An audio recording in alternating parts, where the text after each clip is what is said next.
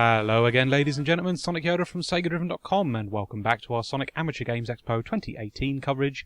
In this episode, we're taking a look at a Sonic hack. This is Among the Others, and it's by Unlimited Trees, who we've had a couple of run-ins with in the past, at the hacking contest and Save itself. And so, Among the Trees, it seems to be a little bit obsessed with Pepsi. Seems to be a bit of a running joke with him, and this is no different. On the title screen here it says press B for Soul, and if you do that and then start the game, you play as a Pepsi can. No, nicely animated Pepsi can, don't get me wrong, but yeah, the Pepsi thing is kind of a running theme. There's actually two demos of this kicking around on the booth page at Sage this year. One of them features a lovely sort of marble zone, sort of green hill thing going down, looking level. It's really nice looking. I've got to say, actually, the artwork in this hack is fantastic all around. Really, really good looking game. I love the animation. I love the amount of character they've squeezed into all the enemies and Sonic himself. It's really funny, and some of the animations, and yeah, I think it's a great looking game. The other demo features more Pepsi. The stage is heavily leaning on the whole Pepsi thing, and again, looks lovely, don't get me wrong, the artwork's fantastic. There's a bit more of the sort of meme-y sort of in-joke stuff going on here. We've got the bumpers that you get in sort of Casino Night Zone, say Pingus when you hit them, and when Sonic dies, he does Knuckles' "Oh no" quote as well, which, as if you're aware of what goes on in the Sonic community, you'll know that that's a bit of a meme as well. I'm trying to think. Something happens on the title screen as well. That's very much, yeah, keeping with that internet humour kind of thing.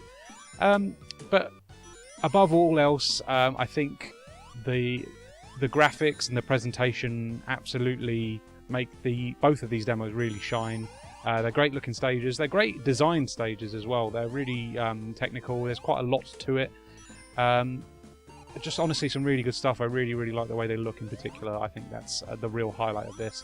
You've got some extra abilities as well. Sonic can sort of ground stomp. He can double jump, and he can sort of project himself forward as well.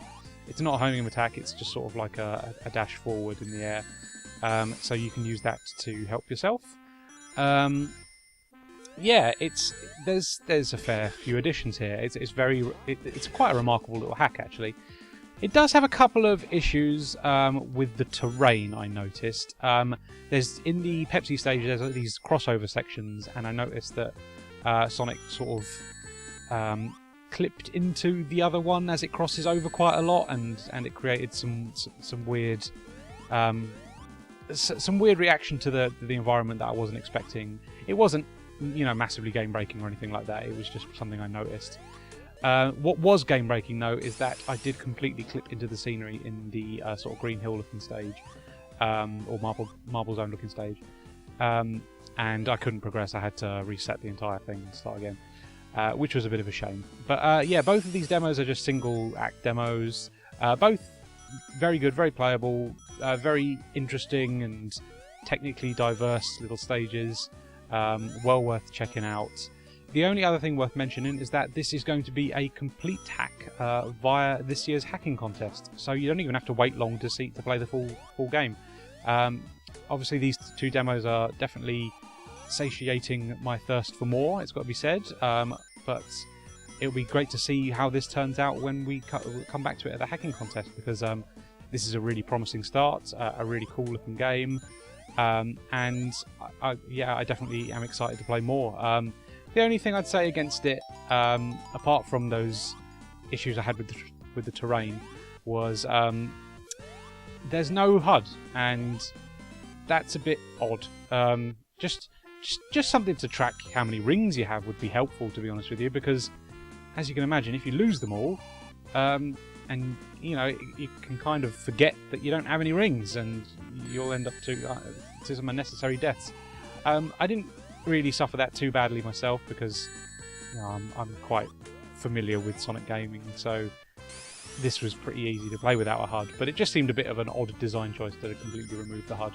But otherwise, like I say, really cool looking game, very, very pretty. Love the custom artwork. I think that's the real highlight here. And I'm just, surprised to see that this is a hack and not an original fan game. It's really, they've really done a great job of showing how versatile the original Sonic game is, and how well you can hack it to do different things. Really cool little one, this. So that is among the others. Well worth checking out. A couple of demos available on the booth page. Both are well worth your time.